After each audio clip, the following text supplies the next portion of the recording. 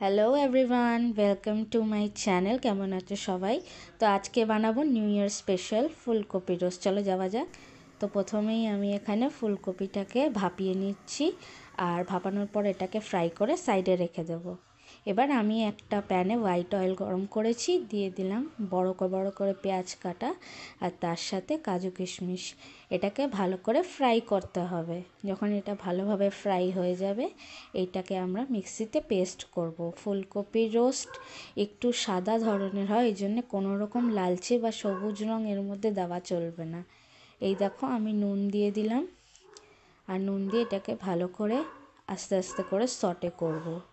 বেশি লালচে পেঁয়াজ হবে না, একটু হালকা বাদামি হবে। আর এই দেখো আমি এটাতে এখন গোলমরিচ গুঁড়ো দিয়ে দিচ্ছি। লাল লঙ্কার গুঁড়ো বা সবুজ কাঁচা লঙ্কা এর মধ্যে দেওয়া যাবে না, নাহলে কালার চেঞ্জ হয়ে যাবে। এবার আমি এর মধ্যে জায়ফল একটু ঘষে আর দারচিনি ফোড়ন তেলের মধ্যে দিয়ে দিলাম। দিয়ে আমি এটাকে ভালোভাবে ফোড়নটাকে নাড়বো আর নেড়ে চেড়ে তারপর এবার দেখো আমি এর মধ্যে আদা রসুনের পেস্ট দিয়ে দিলাম। দিয়ে ভালো করে মশলাটাকে একটু সটে করে নেব। সটে করার পর এর মধ্যে আমি এটাতে দিয়ে দেবো নুন, গোলমরিচ, আর যে আমি পেঁয়াজের পেস্টটা বানিয়ে রেখেছিলাম আগের থেকে সেইটাই। তোমরা চাইলে কাজু বাদামের জায়গায় চার মগজ বাটাও দিতে পারো, কোনো ব্যাপার না।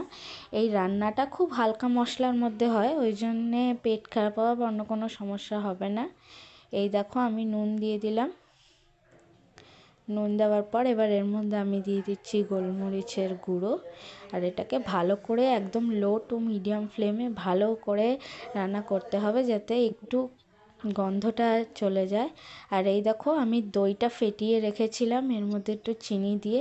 যখন আমরা দই কোনো রান্নাতে দিই একদম লো ফ্লেম করে নিই, যাতে দইটা ফেটে ছানা না কেটে যায়। আর আস্তে আস্তে এটাকে এবার আমরা নাড়াচাড়া করব। এবার আমি ভাজা ফুলকপিগুলো দিয়ে দিলাম, আর দেখো আমাদের ফুলকপি রোস্ট রেডি।